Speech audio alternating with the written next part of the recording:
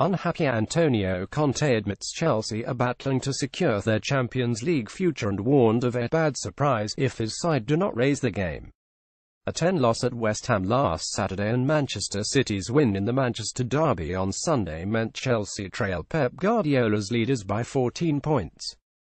After a fourth loss in 16 games, Conte thinks a title challenge is now all but over and spoke of a revised target ahead of Tuesday's Premier League clash at Huddersfield. "I'm not happy because the last game we lost against West Ham I like to win. When we lose I'm not happy," said Conte. "In 16 games we lost 4 games. My experience tells me it's impossible to win the title. Now we must be focused in the league to go game by game, to do our best. This league is not simple. We have to fight to find a place in the Champions League. But we must be very realistic to understand that this league is very dangerous. We have to go game by game, play every game with 120% of our strength, otherwise we risk to have a bad surprise at the end of the season."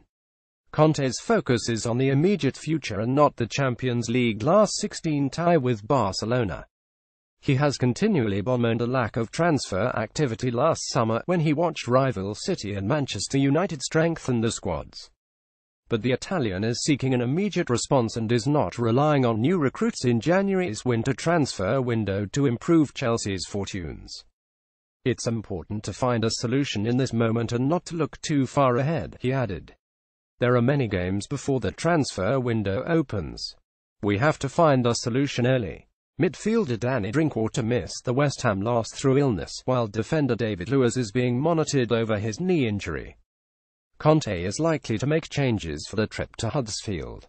Midfielder Tiémoué Bakayoko was substituted at half-time at the London Stadium and striker Alvaro Morata was replaced 10 minutes into the second half. Both could be in need of a rest.